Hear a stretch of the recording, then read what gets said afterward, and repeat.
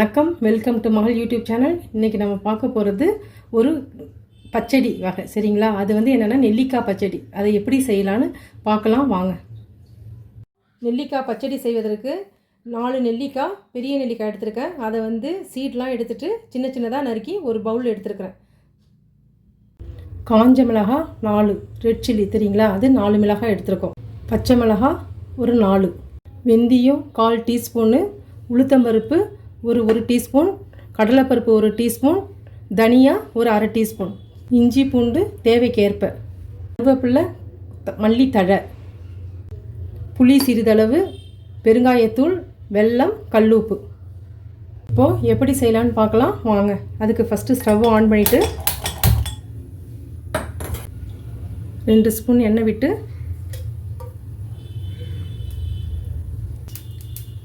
நெல்லிக்காவை அதில் போட்டுக்கணும்.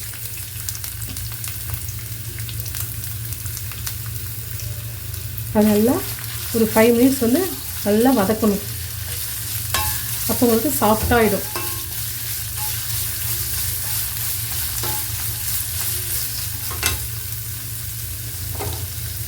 அதில் இப்போ கல்லுப்பு நம்ம சேர்த்துக்கிறோம்.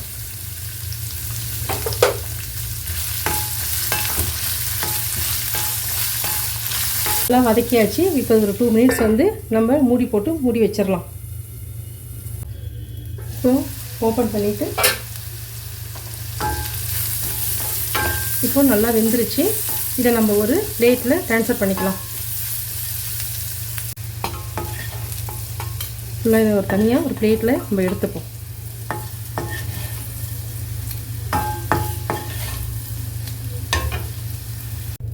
இப்போ ஒரு ஸ்பூன் மறுபடியும் எண்ணெய் விட்டு வெந்தயம் நல்லா பொரிஞ்சு வரட்டும். நெக்ஸ்ட்டு உளுத்தம்பருப்பு,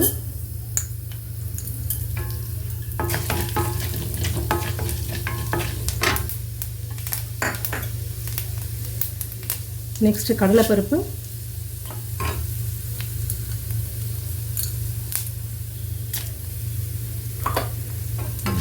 எல்லாமே நல்லா பொரியணும். நெக்ஸ்ட்டு தனியா, நெக்ஸ்ட் காஞ்ச மிளகாய்,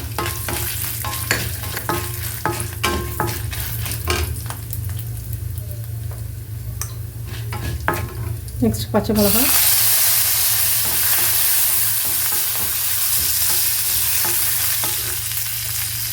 நெக்ஸ்ட் இஞ்சி பூண்டு. இஞ்சி பூண்டு எல்லாமே உடம்புக்கு ரொம்ப நல்லது. நமக்கு நெல்லிக்காய் துவர்ப்பாக இருக்குங்கிறதுனால நம்ம இதெல்லாம் நம்ம ஆட் பண்ணி நம்ம சேர்க்குறோம். இதில்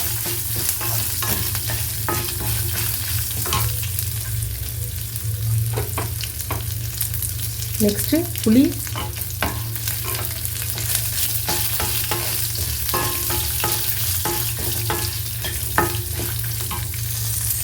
நெக்ஸ்ட்டு கருவேப்பிலை, கொத்தமல்லி.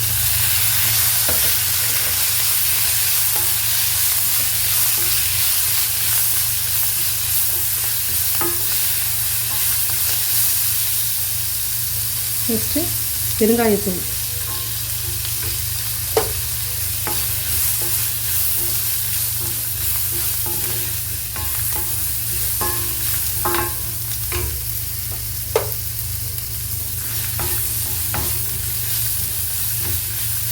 இப்போ நம்ம ஆல்ரெடி நம்ம வதக்கி வச்சுருக்கிறோம்ல நெல்லிக்காய் இருக்குல்ல, அதையும் நம்ம அதில் போட்டுடலாம்.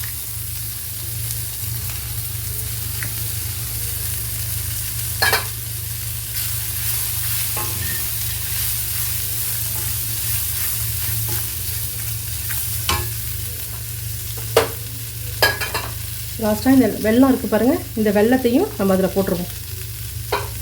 அவ்வளோதான். இதை நம்ம சூடு ஆறினோன்னு நம்ம நல்லா மிக்சியில் போட்டு அரைச்சிடலாம். இப்போது இது நல்லா ஆறிடுச்சு. இதை நம்ம ஒரு ஜாரில் போட்டு நம்ம நல்லா அரைச்சிக்கலாம். மிக்சி ஜாரில் போட்டு நல்லா அரைச்சிட்டு வந்துடலாம். இப்போது நம்ம அரைச்சிட்டு வந்துட்டோம்.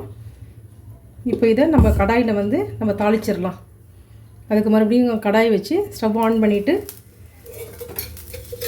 1 ஸ்பூன் நல்லெண்ணெய் விட்டு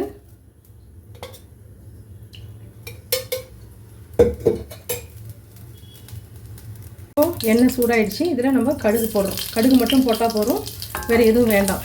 கடுகு மட்டும் போட்டு தாளிச்சிடலாம்.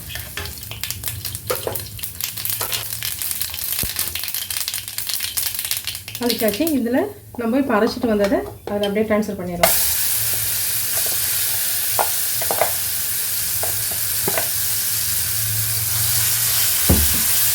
அரைக்கும் போது தண்ணி விட்டால் போதும். அதுக்கப்புறம் நம்ம வந்து தண்ணி விட வேண்டாம். அவ்வளோதான். இது ஒரு 5 நிமிஷம் வந்து நல்லா சுருளில் நல்லா இது பண்ணுங்கள். ஒட்டாமல் வரணும். நல்லா சுருளில் வதக்குங்க.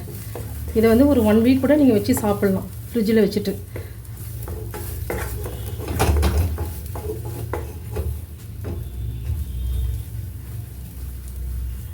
அவ்வளோதான், நெல்லிக்காய் பச்சடி ரெடி.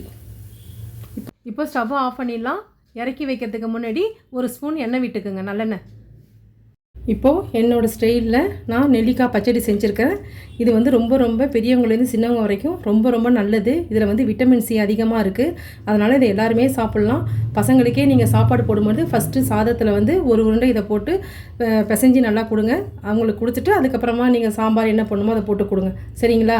இல்லை நீங்கள் தயிர் சாதம், இட்லி, தோசை, சப்பாத்தி எதுக்கு வேணாலும் இதை வந்து நீங்கள் சைட் டிஷ்ஷாக வச்சு சாப்பிட்லாம். நீங்களும் வீட்டில் செஞ்சு பாருங்கள், உங்களுக்கு சாப்பிட்டு பாருங்கள். பிடிச்சிருந்தா லைக் பண்ணுங்கள், ஷேர் பண்ணுங்கள், சப்ஸ்கிரைப் பண்ணுங்கள். தேங்க்யூ.